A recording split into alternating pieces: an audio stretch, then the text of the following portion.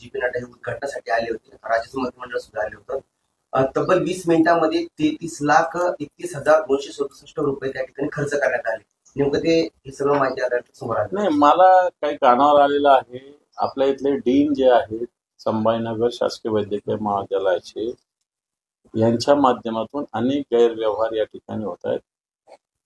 ते खरं तर इनचार्ज डीन आहेत, परमानंट डीन नाही.